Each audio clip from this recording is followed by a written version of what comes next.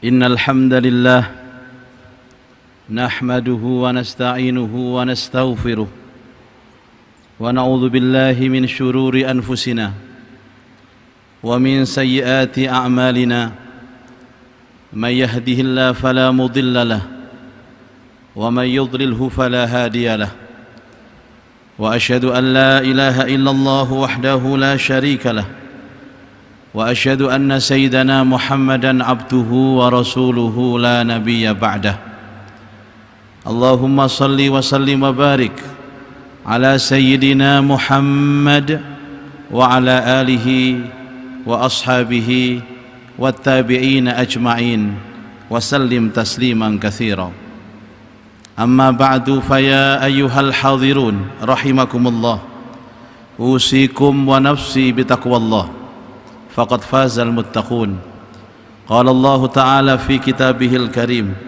أعوذ بالله من الشيطان الرجيم بسم الله الرحمن الرحيم يا أيها الذين آمنوا اتقوا الله وكونوا مع الصادقين وقال في آية أخرى بل تؤثرون الحياة الدنيا sedangkan engkau wahai orang-orang kafir memilih kehidupan dunia wal akhiratu khairu wa abqa padahal kehidupan akhirat itu lebih baik dan lebih abadi.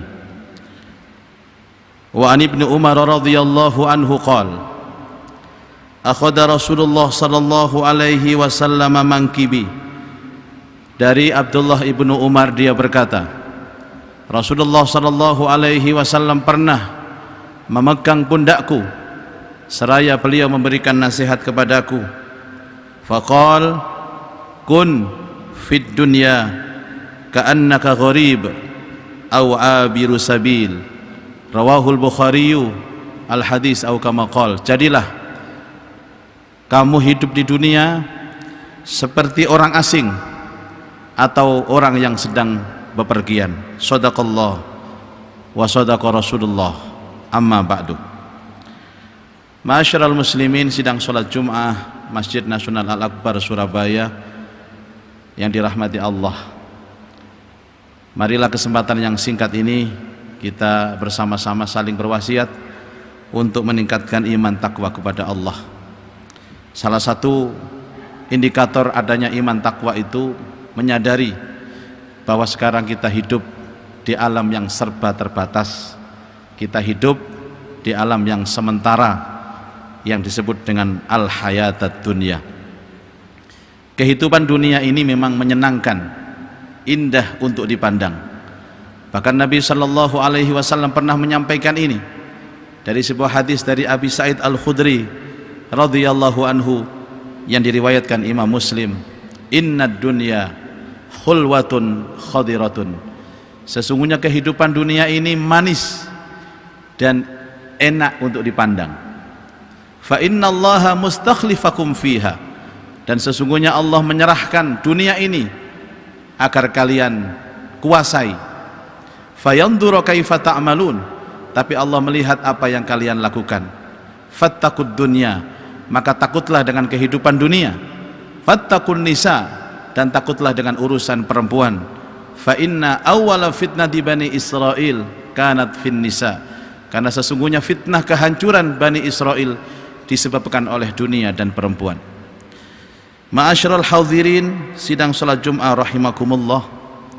Sahabat Jabir ibnu Abdullah radhiyallahu an pernah menceritakan Rasulullah sallallahu alaihi wasallam pernah berjalan-jalan di tengah pasar.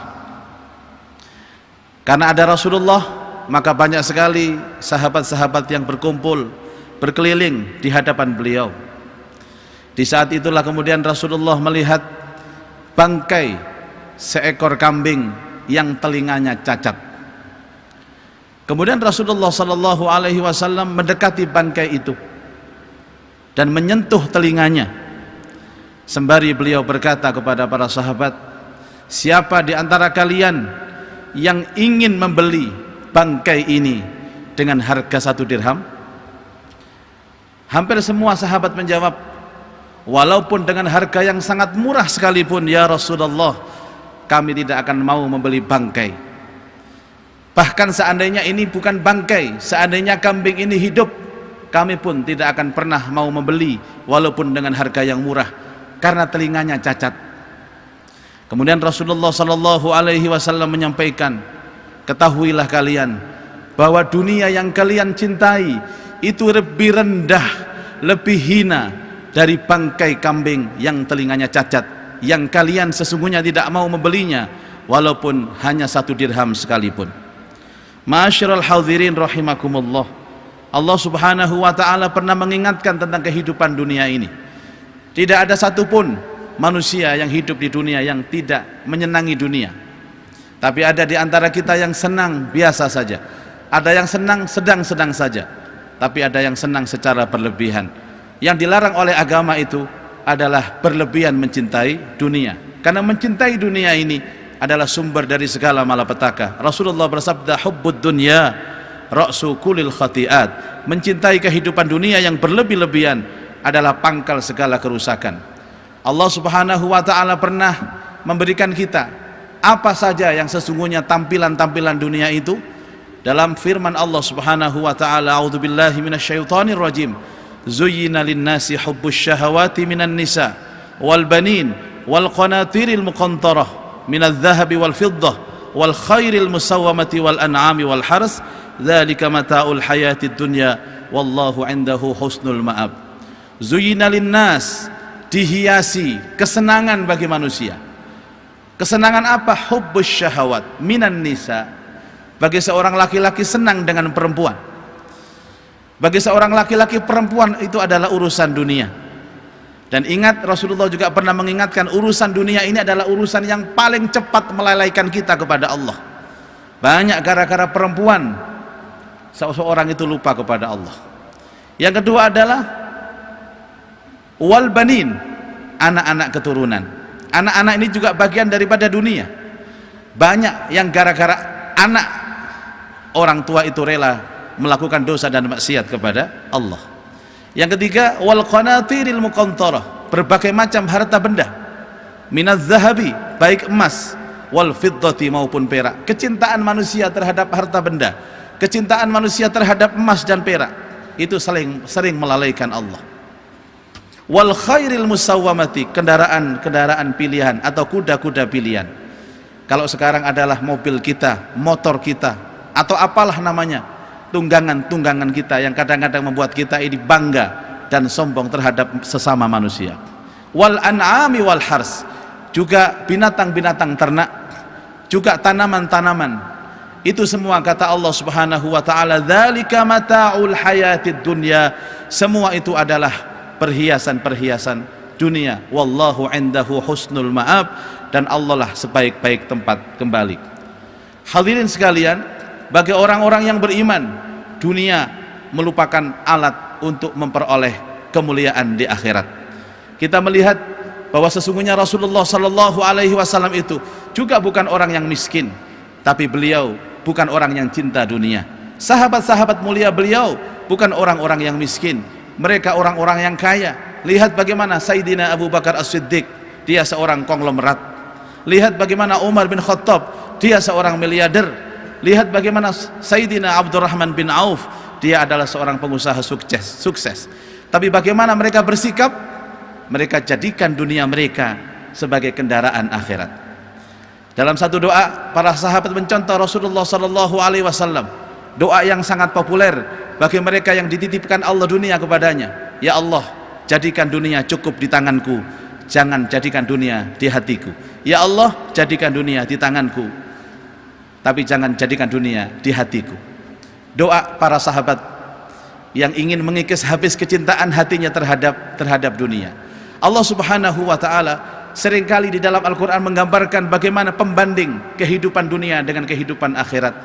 Ketika para sahabat diajak oleh Rasulullah sallallahu alaihi wasallam berjihad, tapi ada yang enggan untuk ikut berjihad.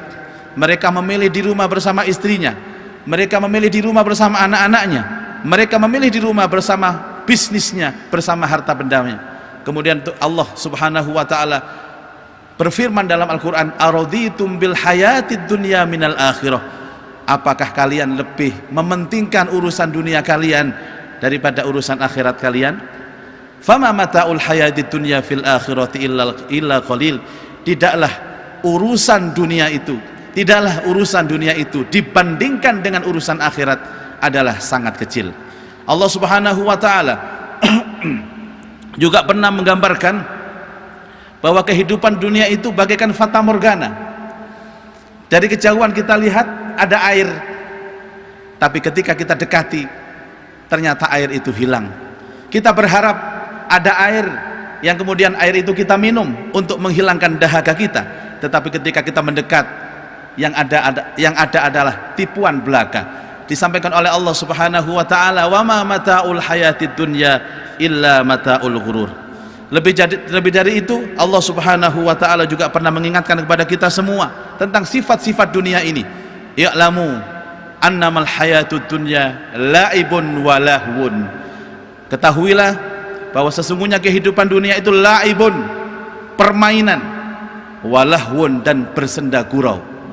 Main-main dan bergurau, itulah dunia. Dilanjutkan di dalam ayat ini, wazinatun, dan perhiasan. Perhiasan itu sesuatu yang nampak indah tapi belum tentu indah kalau kita lihat dari dalam. Dilanjutkan lagi, watafakhurun, dunia itu tempat untuk bermegah-megahan, berbangga-banggahan. Watakatsurun fil amwali wal aulad, dan dunia itu tempat memperbanyak harta, tempat memperbanyak keturunan.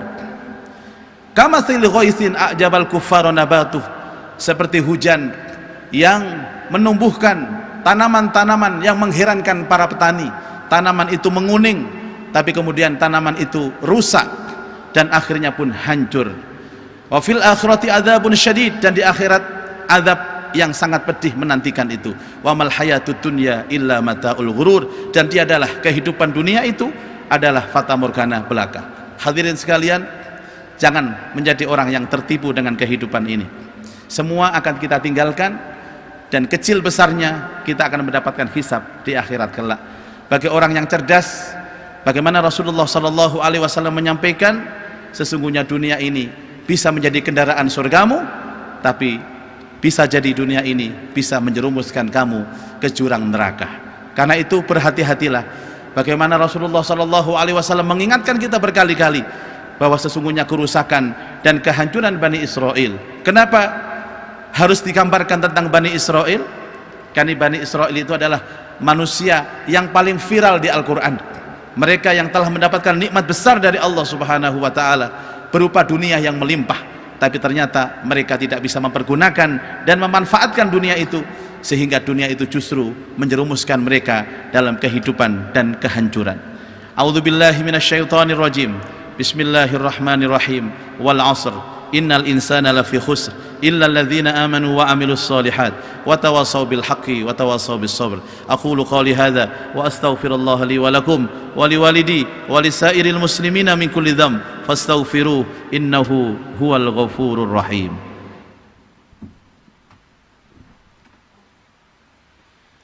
Allahumma salli wa sallim ala sayyidina wa maulana Muhammadin wa ala ali sayyidina Muhammad.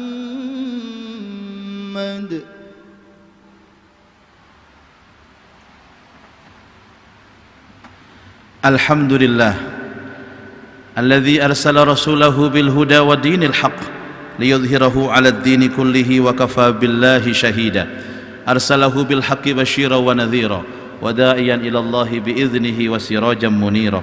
أشهد أن لا إله إلا الله وحده لا شريك له وأشهد أن سيدنا محمدا عبده ورسوله لا نبي بعده. اللهم صل على سيدنا محمد وعلى آله وصحبه أجمعين وسلم تسليما كثيرا.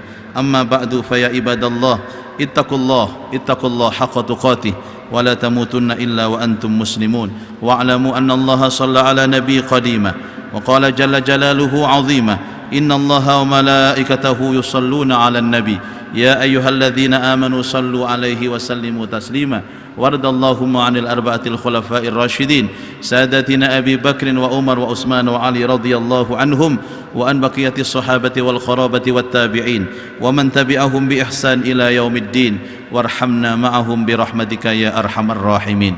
اللهم اغفر للمسلمين والمسلمات والمؤمنين والمؤمنات الأحياء منهم والأموات إنك سميع قريب مجيب الدعوات يا قاضي الحاجات يا غافر الذنوب والخطيئات يا أرحم الراحمين. اللهم ربنا اغفر لنا ذنوبنا ولإخواننا الذين سبقونا بالإيمان ولا تجعل في قلوبنا غلا للذين آمنوا ربنا إنك رؤوف رحيم. ربنا أفرغ علينا صبرا وتوفنا مسلمين وألحقنا بالصالحين. ربنا آتنا في الدنيا حسنة وفي الآخرة حسنة وقنا عذاب النار. وصلى الله على سيدنا محمد وآله وصحبه أجمعين والحمد لله رب العالمين. عباد الله إن الله يأمر بالعدل والإحسان وإيتاء ذي القربى وينهى عن الفحشاء والمنكر والبغي يعظكم لعلكم تذكرون. اذكروا الله العظيم يذكركم واسألوا من فضله يؤتكم ولذكر الله أكبر.